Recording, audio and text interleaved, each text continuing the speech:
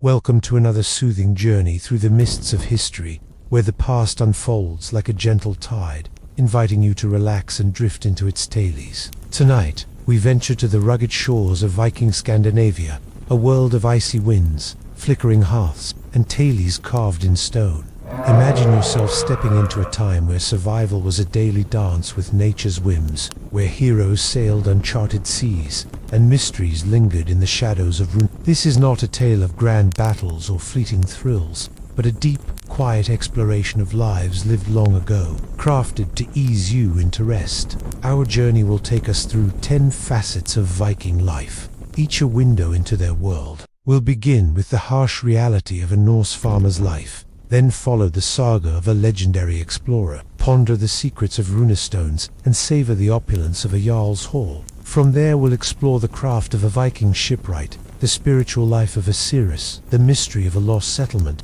the trade routes of a merchant, the rituals of a Norse funeral, and finally the intricate laws of the Thing. Each segment is woven with care, meant to inform and soothe, to hold your attention gently or let you slip into dreams. Settle in, breathe deeply, and let the rhythm of the Viking world carry you towards sleep. Picture yourself in 9th century Norway, waking in the dim light of a turf-roof longhouse, its walls of packed earth and timber, thick with the scent of smoke and damp wool. You are a Norse farmer, a free man but bound to the land's unyielding demands. The air is heavy, warmed by a central hearth where embers glow faintly, casting shadows on the woven mats that cover the dirt floor. Beside you, the lowing of cattle and the rustle of goats remind you that you share this space with livestock. Their warmth, a necessity in the biting cold, their odor a constant companion. Your woolen tunic scratches against your skin, its weave coarse, and your breath catches in the chill as you rise to face the day. Your life is one of relentless toil. Imagine stepping outside into a world of rocky fields and thin soil, the wind stinging your face with salt from the nearby fjord. You labor to grow barley or oats, your wooden plow scraping against stones that seem to multiply with each season. The growing season is short, the summer's fleeting, and the threat of a poor harvest looms like a shadow. Winter starvation is a real fear, and you hoard every grain, knowing your family's survival depends on it. Your hands are rough from mending fences, milking goats, or repairing fishing nets, their hemp fibers chafing your palms. The sea offers fish, but storms can render it treacherous, and a broken net means a day without food. The village is a web of obligations. You owe tribute to the local Jarl, a chieftain whose favor ensures protection but demands loyalty. Taxes come in the form of grain, wool, or even your labor, and failure to pay could mean losing your land. Raids and feuds disrupt the rhythm of your life. Imagine hearing rumors of rival clans or distant raiders, their longships slicing through the fjord's waters. Your home, sturdy as it is, offers little defense against a determined foe, and you sleep with an axe nearby, its weight a cold comfort. The community relies on mutual aid and neighbors' help with harvests or repairs, but disputes over land or livestock can spark grudges that simmer for generations.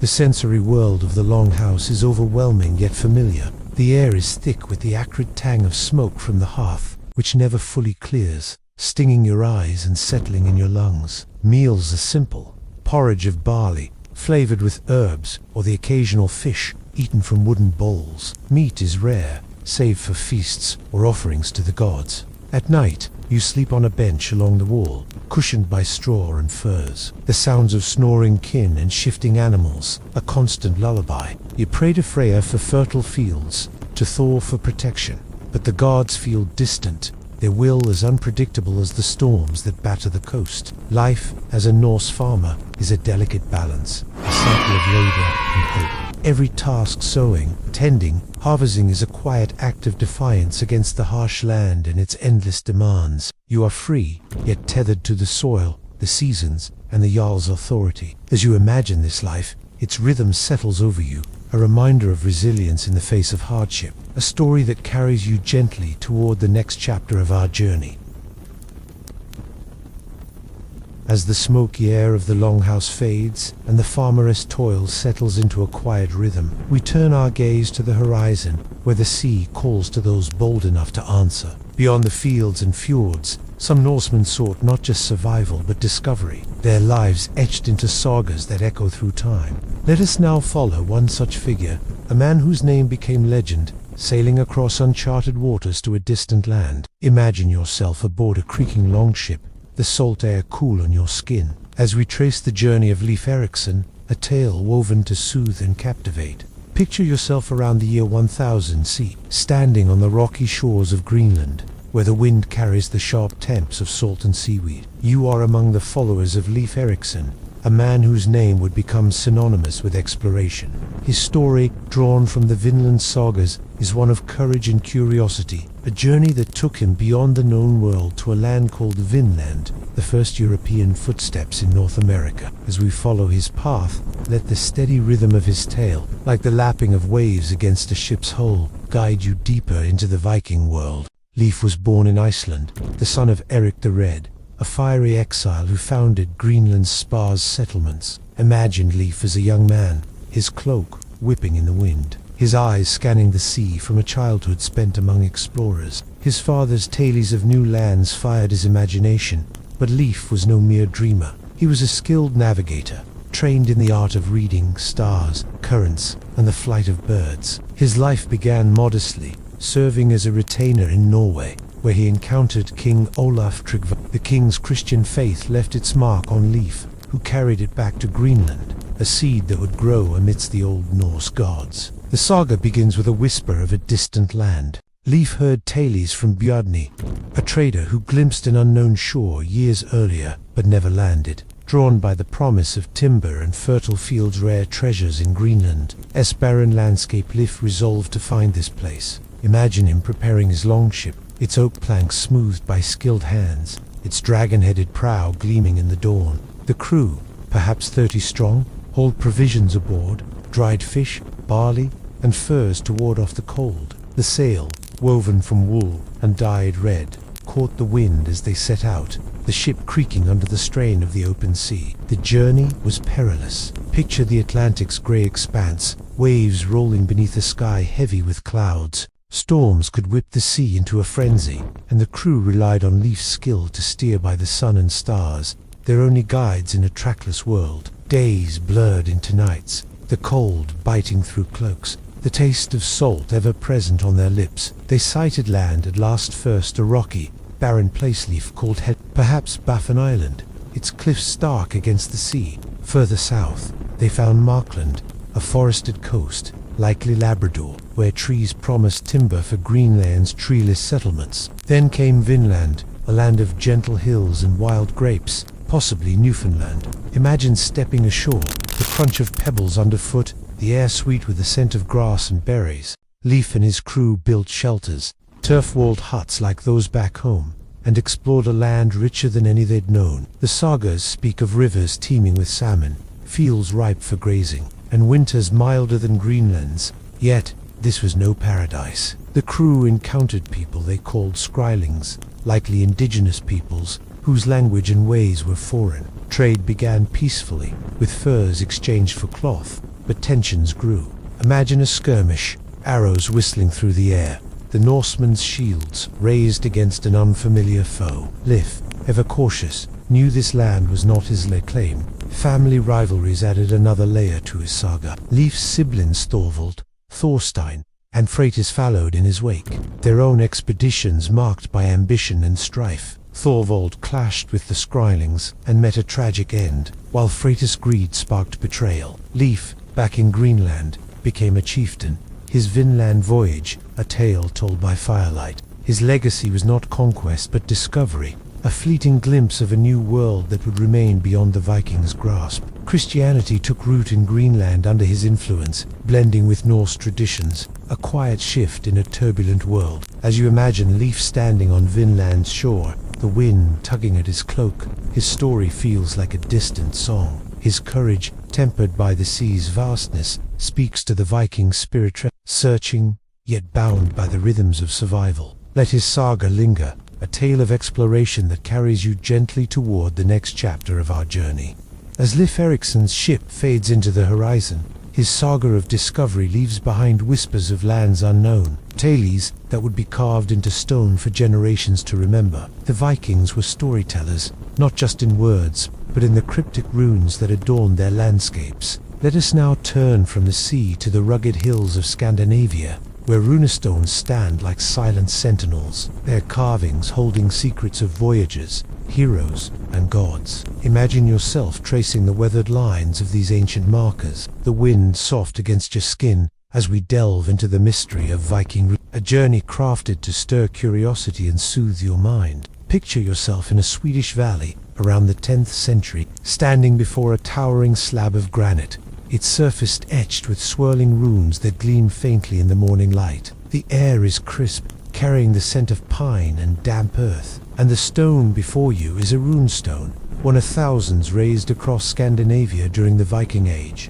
These monuments, often painted in reds and blacks, long faded, are more than mere markers. They are voices from the past, telling tales of loss, honor, and distant journeys. As we explore their mystery, let the quiet enigma of their inscriptions draw you into a world of wonder, a tale as calming as the rustle of leaves in a forest. Runestones were a Viking tradition, most numerous in Sweden, where over 3,000 have been found, their inscriptions carved in the angular script of the younger Imagine a village gathered around such a stone, its surface freshly chiseled to honor a fallen warrior or a traveler lost to the sea. The runes, each line precise yet cryptic, were not for casual reading. Literacy was rare, and the stones spoke to both the living and the gods. They commemorated the dead, marked inheritances, or celebrated deeds like a bridge built or a voyage to distant lands. Their words, often poetic, wove stories into the landscape, binding communities to their past.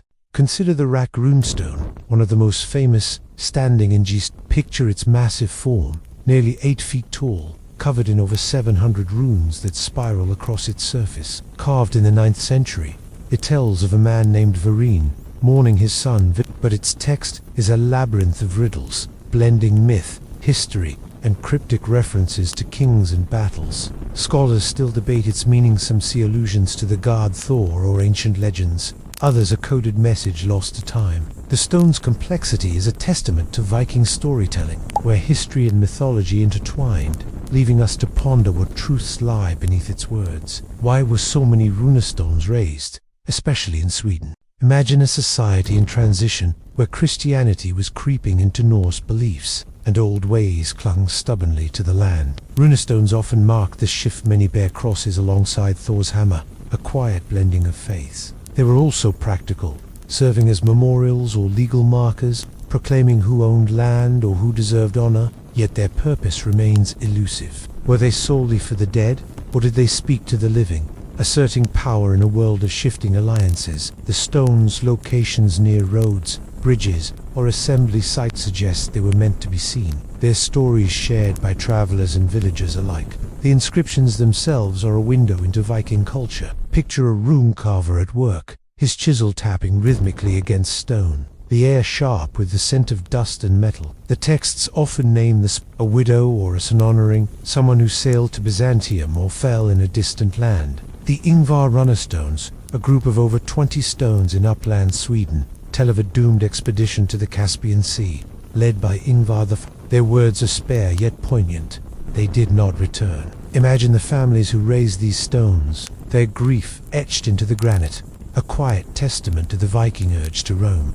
Archaeology adds layers to the mystery. Some stones, like those in Denmark's Jelling, were royal commissions, their size and craftsmanship signaling power. The Jelling stones, raised by King Harald Bluetooth, declared Denmark's conversion to Christianity. Their runes a bridge between pagan and Christian worlds, yet many questions remain unanswered. Why do some stones stand alone, far from settlements? What inspired their poetic flourishes, like the Rackstone's riddles? Were they meant for the gods, the dead, or the living? As you imagine tracing the runes' curves, their meanings slip just out of reach, like a dream half remembered. The runestones' allure lies in their silence. They stand as relics of a people who valued memory, honor, and the power of words, yet they guard their secrets closely. Modern scholars decipher their texts, but the full stories, tales of heroes, and forgotten rituals remain tantalizingly incomplete. Let this mystery linger, a gentle invitation to wander, as the rune's quiet presence carries you toward the next chapter of our Viking journey. As the cryptic runes fade into the twilight of memory, their stories of voyages and honor linger, etched into the stones that dot Scandinavia's hills. These tales were not only for the common folk, but also for those who ruled, whose lives unfolded in halls of splendor and power. Let us now step from the quiet fields into the heart of a Viking settlement, where the glow of a chieftain's hall beckons. Imagine yourself crossing the threshold, the air rich with the scent of mead and firelight. As we explore the life of a Viking, a world of opulence and responsibility woven to soothe and guide you deeper into rest. Picture yourself in 10th century Norway, standing at the center of a grand wooden hall, its timbers darkened by years of smoke and polished by countless hands. You are a jarl, a Norse chieftain, your authority as tangible as the silver arm rings glinting on your wrists. The hall is alive with warmth, its long hearth crackling, casting flickering light on woven tapestries that depict Thor's battles or the prow of a dragon-headed ship. The air carries the sweet temps of mead and the savory aroma of roasted boar, a feast laid out on tables before your loyal retainers. This is your domain, a place of power and prestige, yet one threaded with the weight of leadership and the delicate balance of alliances. As we linger here, let the rhythm of this life unfold, a tale of luxury and duty crafted to calm and captivate. Your hall is the heart of the community, a longhouse far grander than the farmer's humble dwelling. Its roof, thatched or shingled, stretches high above, supported by carved beams that tell stories of your lineage. The floor is strewn with fresh rushes, their faint herbal scent mingling with the smoke that curls upward to escape through a hole in the roof. You sit on a high seat, cushioned with furs, your cloak of fine wool dyed deep blue, a color that speaks of wealth brought by trade or tribute. Around you, warriors and kin gather, their voices a low hum as they share tales or pledge loyalty. Slaves move silently, tending the fire or refilling drinking horns, their presence a reminder of the hierarchy that sustains your power. Your days are not spent in toil like the farmers, but they are far from idle. Imagine yourself rising at dawn, the air cool and sharp, to oversee your lands. Your estate sprawls across fields and fjords, its wealth drawn from barley, cattle, and fishing boats. You meet with tenants, settling disputes over grazing rights or debts, your word final, but tempered by the need to keep their loyalty. Trade is your life. Ludumba furs and walrus ivory flow through your hands, bound for markets in Hidibi or Byzantium. You might inspect a newly arrived cargo, running your fingers over Baltic amber beads or soft pelts, their value measured in silver or alliances. Your wealth is not just coin but influence, a network of oaths that binds warriors and neighboring chieftains to you. Feasts are the stage where your power shines. Picture a winter night, the hall filled with the glow of torches and the laughter of guests, tables grown under platters of venison, salted fish, and bread baked with honey, a stark contrast to the farmer's porridge. Mead, poured from silver-rimmed horns, loosens tongues, and a skald recites poetry, his voice weaving tales of your ancestors or your own raids. You reward him with a gold ring, a gesture that cements your generosity in the eyes of all. Yet, even in these moments of splendor, you are watchful. A rival jarl, seated at your table, might covet your lands, and a careless word could spark a feud. Alliances are fragile, and you navigate them with the skill of a sailor reading the tides. The burden of leadership is ever present. Imagine standing before your warriors, your sword at your side, its hilt inlaid with bronze. You must defend your people against raiders, whether local rivals or distant foes, and lead them in battle if needed. The scars on your shield, propped against the wall, tell of skirmishes won, but each victory comes at a cost. You also mediate disputes. Your hall, a court where grievances are aired, from stolen livestock to broken betrayal. Your decisions shape the community's harmony, and a misstep could erode your authority. Even the gods demand your attention. Offerings to Odin or Freya are your duty, ensuring favor for Havas or Voyas, the weight of divine expectation heavy on your shoulders. Your personal life is woven into this tapestry of power. Your wife, a woman of high status, manages the household, her keys jangling at her belt as she oversees slaves and stores. Your children, raised to inherit your legacy, learn the ways of war and diplomacy by your side. Yet, even in this opulence, Danger lurks. A rival's ambition, a failed harvest, or a lost ship could unravel your wealth. The hull, for all its warmth, is a fortress, its walls a shield against a world of feuds and storms. As you imagine reclining in this hall, the fires glow, softening the edges of the night. The life of a Jarl feels both grand and precarious. It is a world of mead and silver, of loyalty and rivalry, where power is both a privilege and a burden. Let this scene linger, its richness a gentle contrast to the farmer's toil, as we prepare to explore another facet of the Viking world.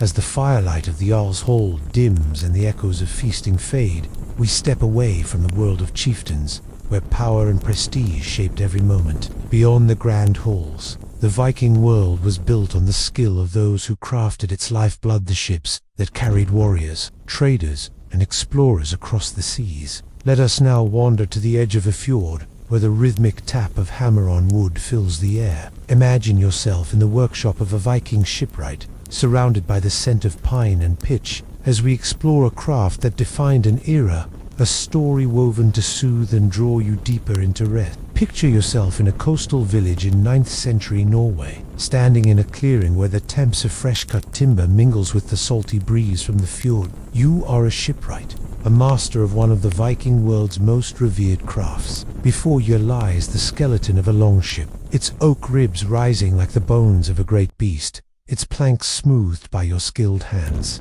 The air hums with the steady rhythm of work hammers tapping, adzes scraping, and the low murmur of apprentices learning your trade. This is no ordinary labor. Your ships are the Vikings' lifeline, carrying them to distant shores for trade, raid, or discovery. As we linger in this workshop, let the craft's quiet precision unfold, a tale of skill and patience crafted to calm and captivate. Your day begins at dawn, the sky pale over the fjord's glassy waters. You wear a simple tunic, its wool stained with pitch and sawdust, and your hands are calloused from years of shaping wood. The shipyard is a world of sensory richness, the sharp scent of pine resin, the rough texture of oak under your fingers, the faint creak of timbers settling in the morning chill. Your tools, axes, adzes, and augers lie neatly arranged, each worn smooth by use, their iron blades glinting in the light. Building a longship is a sacred task, one that demands not just skill but an understanding of the sea's moods and the god's favor. You whisper a prayer to endured god of the sea as you select each plank, trusting the wood to carry men through storms. The longship taking shape before you is a marvel of design, sleek and strong, built to dance with the waves. Imagine selecting the oak for the keel, the ship's backbone, felled from a forest grove after careful inspection for straightness and strength. You shape each plank with an adze, shaving curls of wood that fall like pale ribbons to the ground. The planks are clinker-built, overlapped and fastened with iron nails, their edges sealed with tarred wool to keep out the sea. The process is slow, deliberate, each stroke of your tool a step toward perfection. The ship must be light enough to glide swiftly, yet sturdy enough to withstand crashing waves, a balance you've learned through years of trial and error. Your work is not solitary. Apprentices, often young men from the village, assist you, their hands less steady but eager to learn. You guide them, showing how to carve the prow's graceful curve or rig the mast to catch the wind. The community depends on your craft. Farmers need boats for fishing, traders for voyages to Dublin or Constantinople, warriors for raids across the North Sea. A poorly built ship could mean disaster, lives lost to a split hull or a storm's fury. The weight of this responsibility settles over you. Yet there's pride in knowing your work binds the Viking world together. From coastal hamlets to far-flung markets, the shipyard is alive with sounds and smells. Imagine the rhythmic clink of hammers driving nails, the hiss of hot pitch as it's applied to seams, the occasional shout as a heavy plank is lifted into place. Nearby, women weave sails from wool, their looms clacking softly, the fabric dyed red or striped to signal status. You test each component, running your hands along the hull, feeling for imperfections. When the ship is complete, it will be launched with ceremony, perhaps an offering to the gods, a sprinkle of barley, or a prayer for safe voyage. The first creak of the hull against the fjord's waters is a sound you cherish, a testament to months of labor. Yet, your life is not without hardship. The work is grueling, your back aching from hours bent over timbers, your hands scarred from splinters or slipped blades. Winter slows progress, the cold numbing your fingers, and a failed ship could tarnish your reputation. You rely on the Jarl's patronage or the village's goodwill, trading your skills for food or silver. The sea, for all its promise, is a harsh mistress, and you hear tales of ships lost to storms, their crews never returning. These stories linger as you work, a quiet reminder of the stakes, as you imagine standing in the shipyard, the half-finished longship before you, its prow pointing toward the sea. The craft feels like a bridge between land and horizon. Your work shapes the Viking world, sending men to new lands, bringing wealth or glory home. Let this scene of wood and waves linger, its steady rhythm a gentle invitation to drift toward the next chapter of our Viking journey. As the shipwright S-hammer falls silent and the longship S-form takes shape by the we leave the world of wood and waves, where skill forged the Vikings' path to the sea. Beyond the craft of ships, another realm shaped their lives, one of spirits, omens, and unseen forces. Let us now step into the shadowed corners of a Viking village, where the air hums with whispers of the divine. Imagine yourself seated by a flickering fire, the scent of herbs in the air as we explore the life of a Viking Circe, a woman whose visions bridge the mortal and the divine, a tale woven to soothe and draw you deeper into rest. Picture yourself in a 10th century Norse settlement, standing before a small, turf-roofed hut at the village's edge, its walls adorned with carvings of ravens and twisting knots. You are a Circe, a vulva, revered and feared for your connection to the gods and the fates. The air is cool, heavy with the scent of burning herbs, juniper and mugwort that curl upward in thin tendrils of smoke. Your cloak, woven with intricate patterns, brushes the ground, and a staff of ash wood, topped with a bronze charm, rests in your hand. Your role is not to toil like the farmer or rule like the Jarl, but to see what others cannot, to weave the unseen threads of destiny. As we linger in your world, let the quiet mystery of your craft unfold, a story of reverence and ritual crafted to calm and captivate. Your life is one of solitude and significance. Imagine waking in your hut, its interior dim, lit only by a small hearth where embers glow softly. The walls are hung with dried herbs and bones, tools of your trade, their faint rustle a constant presence. Your days are not bound by the rhythm of planting or trade, but by the needs of the community. Villagers seek you out when crops fail, when sickness lingers, or when a voyage looms. They bring offerings, bread, a silver coin, or a slaughtered hen hoping for your insight. You are both healer and oracle, your presence a bridge to the gods, Odin, Freya, or the Norns who spin fate's threads. Your most sacred task is the seer, a ritual of divination that draws you into the spirit world. Picture yourself seated on a high platform, draped in a cloak of fox fur, its softness a contrast to the rough wool of everyday life. The village gathers, their faces lit by firelight, their voices hushed. You chant, your voice low and rhythmic, as you enter a trance, guided by the beat of a drum or the hum of a singer. The air grows thick with the scent of burning herbs, and you feel the world shift, as if the veil between realms thins. Visions come perhaps of a storm sinking a ship or a bountiful harvest stand. You speak them aloud, your words cryptic, yet binding. The villagers hang on your pronouncements, believing you see the will of the gods. Your craft is not without cost. Imagine the weight of expectation, the fear in the eyes of those who seek you. A false prophecy could turn their trust to scorn, and a grim vision like a coming raid might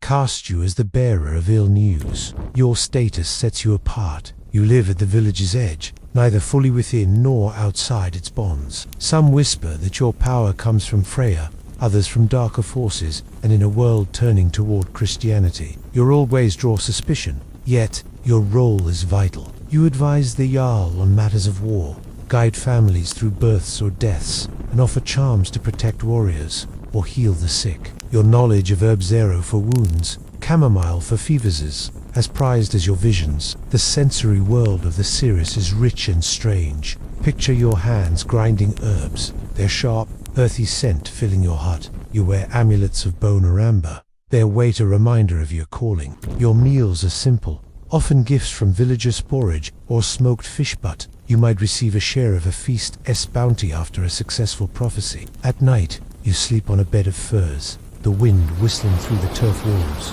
carrying dreams that blur the line between vision and reality. The guards feel close, their presence in the rustle of leaves or the cry of a raven overhead. Your life is one of mystery, revered yet solitary. You carry the hopes and fears of your people, your visions shaping their choices in a world of uncertainty. As Christianity spreads, your role begins to fade, but for now, you are the keeper of ancient truths, a voice for the unseen. As you imagine sitting by your hearth, the smoke curling upward, your story feels like a quiet chant, a bridge between the mortal and the divine, guiding us gently toward the next chapter of our Viking journey. As the serious chants fade into the quiet of her hut, her visions linger, weaving threads of fate that stretch across the Viking world. Her prophecies often spoke of journeys to new lands, others ending in silence. Among these tales are whispers of settlements lost to time, their fates as enigmatic as the runes themselves. Let us now drift from the spiritual to the archaeological, to a place where the earth holds secrets of a vanished community. Imagine yourself standing on a windswept plain, the grass whispering underfoot. As we explore the mystery of a lost Viking settlement, a story crafted to stir wonder and guide you deeper into rest. Picture yourself in the far north, perhaps on the windswept coast of Greenland around the 11th century. The air is sharp with the scent of salt and frost, and before you lies a stretch of land dotted with crumbling stone walls, half buried under moss and tut. These are the remnants of a Viking settlement, one of many that once thrived in the Norse world, now abandoned and silent. The mystery of such places, why they were left behind, draws us into a quiet puzzle where archaeology and saga intertwine. As we explore the enigma of a lost settlement, let the whispers of the past unfold, a tale of resilience and loss woven to soothe and captivate. Let us imagine this settlement as one like those founded by Eric the Red in Greenland, where Norse settlers carved a life from a harsh landscape. Picture their homes, low, turf-walled longhouses, their roofs blending into the green hills, smoke curling from hearths where families once gathered. The settlement bustled with life, farmers tending sheep, women spinning wool, children playing with carved bone toys. Fields of barley stretched nearby, small and hard-won, while fishing boats bobbed in the icy These settlers, descendants of Norwegians and Icelanders, came seeking new lands, driven by scarcity or ambition. Their lives a testament to Viking Yet, something went wrong. Imagine walking through the ruins, your fingers brushing against a weathered stone, its surface cold and rough. The houses stand empty, their timbers rotted, their hearths cold. Why did this settlement vanish? The sagas offer few clues, but archaeology whispers possibilities. Perhaps the climate grew colder, part of the little ice age that crept into the North Atlantic around the 14th century. Winters lengthened, crops failed, and the thin soil yielded less each year. Imagine the farmers' quiet despair, their stores dwindling, the bleating of hungry livestock echoing in the dark. The sea, once a source of fish, grew stormier, and trade with Iceland or Norway became scarce, leaving the settlement isolated.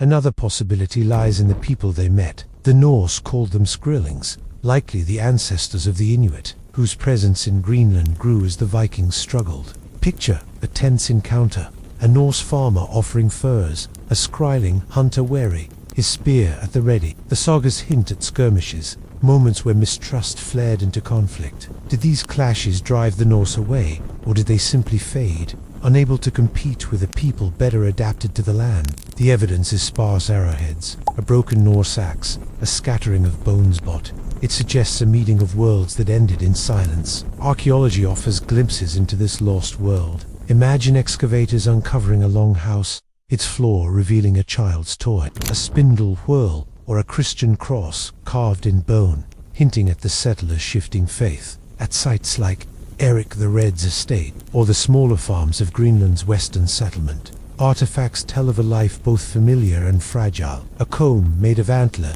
its teeth worn from use, a woolen cloak pin, green with verdigris, a fragment of iron from a forge. These relics speak of daily routines cut short. Radiocarbon dating places. The settlements end around the 5th-10th century, but the why remains elusive. Was it starvation, migration, or a quiet retreat to Iceland? The mystery deepens with the landscape itself. Picture the Greenland ice cap looming in the distance, its slow advance perhaps swallowing pastures. Pollen samples from bogs show a decline in grass, a sign of overgrazing or cooling climate. Yet, some scholars wonder if internal strife played a role, feuds among chieftains, or a failure to adapt Norse ways to a new land. The sagas are silent, and the settlers left no written lament. Their churches, once filled with hymns, stand roofless, their stones reclaimed by the earth. This lost settlement is a mirror to the Viking spirit, bold, enduring, yet vulnerable to forces beyond control. As you imagine standing among the ruins, the wind carrying the faint cry of a seabird, the mystery feels like a half-told tale, its ending lost to time. Did the settlers sail away, their ships heavy with hope, or did they fade into the cold, their story buried under snow? Let this enigma linger, its quiet questions a gentle tide, carrying you toward the next chapter of our Viking journey.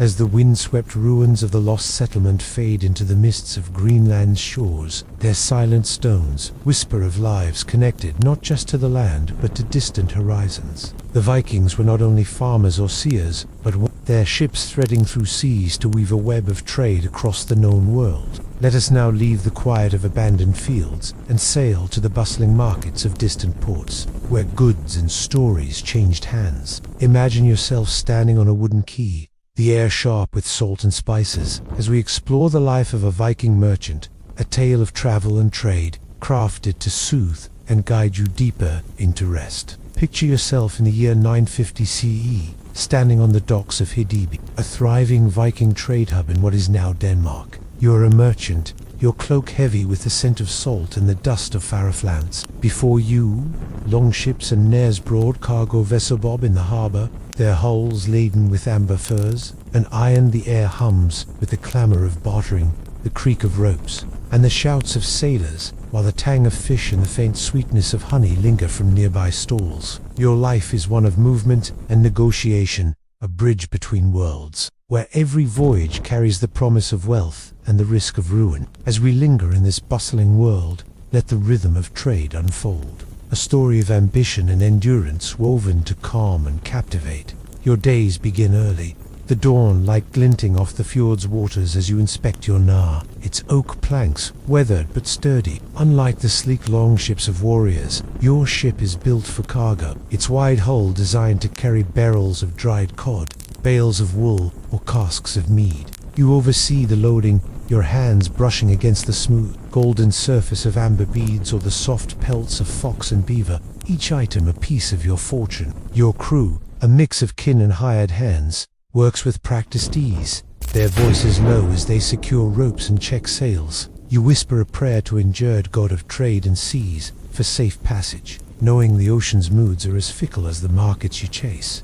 Your journeys take you far from home. Imagine sailing to Birka in Sweden, its market alive with traders from the Russ and beyond, or to Dublin, where Irish slaves and silver flow freely. Further still, you might venture to Constantinople, the great city of the Byzantines, where silk and spices dazzled the senses. The sea is your road, but its treacherous storms can splinter your ship. Pirates lurk in coastal waters, and a misjudged current could strand you on a rocky shore. Picture the nights at sea, the stars your only guide, the cold seeping through your cloak as you huddle beneath a woolen sail. Meals are simple dried fish, hard bread, and water that tastes to the barrel butt. The promise of profit keeps you steady. In the markets, your skill as a negotiator shines. Imagine standing in a crowded bazaar, your voice calm but firm as you haggle with a Frankish trader over a bundle of walrus ivory. You weigh silver on a small scale, its cool weight familiar in your hands,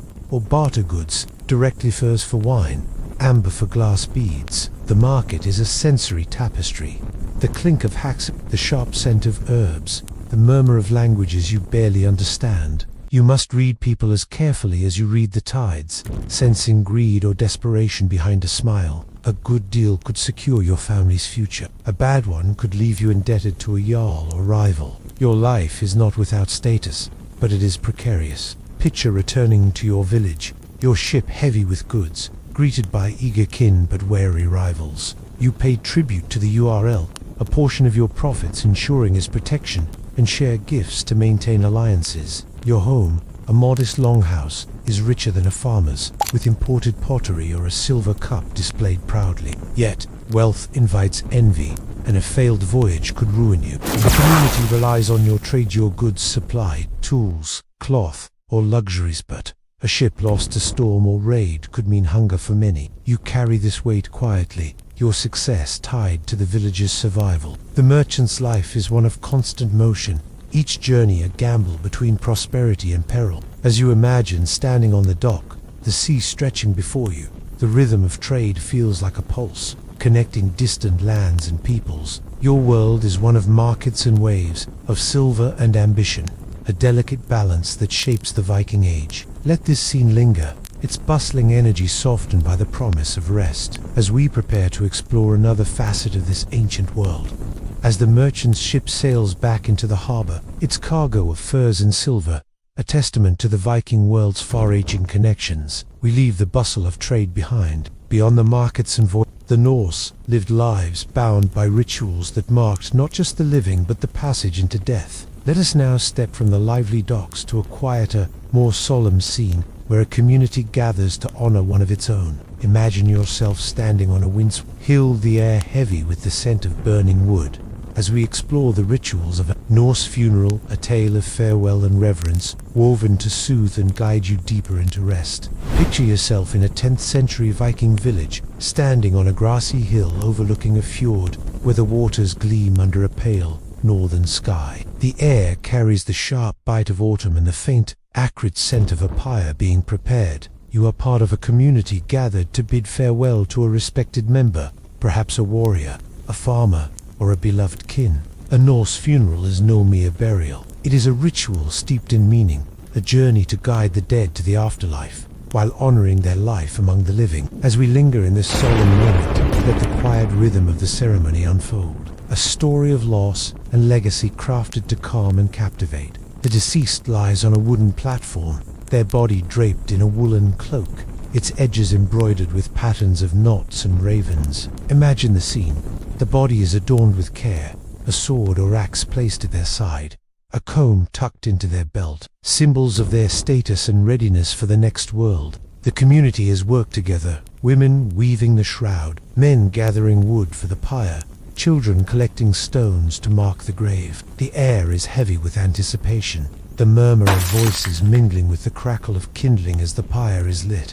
The scent of burning pine rises, a solemn offering to the gods, carrying the soul toward Valhalla, hell, or the realms of the ancestors. Funerals varied by status and region, but let us imagine a ship burial, a grand rite for a warrior or chieftain. Picture a long ship, smaller than those built for war, dragged ashore and placed in a shallow trench. The body is laid within, surrounded by goods for the afterlife. A shield, its wood scarred from battle, a bronze brooch gleaming faintly, a clay pot filled with barley for sustenance. Animals, perhaps a horse or dog, are sacrificed, their lives offered to accompany the deceased, their blood a quiet gift to the gods. The ship is covered with earth, forming a mound that will stand as a marker for generations. The sagas tell of such burials, like that of the Oseberg ship, where two women were laid to rest with treasures of wood and textile, their tomb a testament to their importance. The ritual is guided by tradition and belief.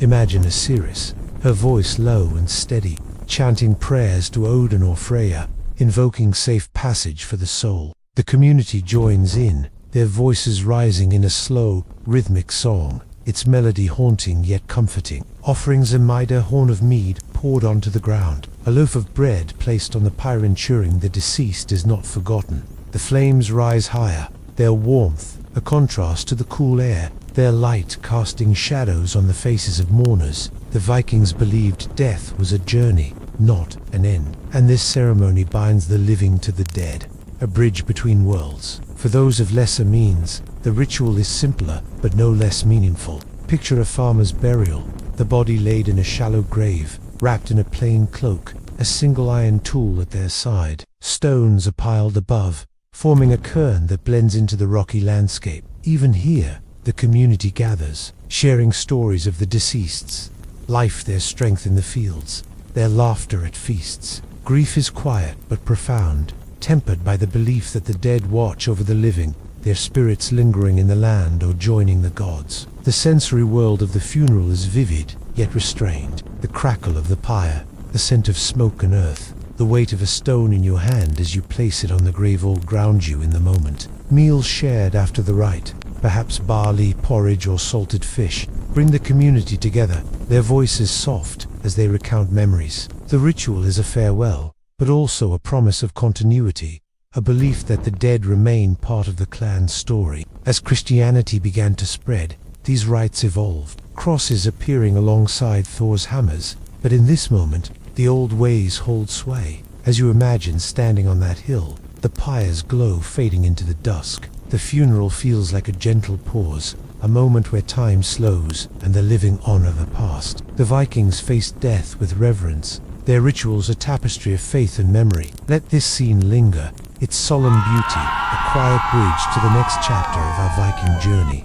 As the pyre's embers fade and the solemn rites of the Norse funeral settle into memory, we leave the hill where the community honored its dead. Beyond the rituals of farewell, the Vikings built their society on a foundation of order, where disputes were settled and laws were forged in the open air. Let us now step from the quiet of mourning to a gathering vibrant with voices, where the community's will took shape.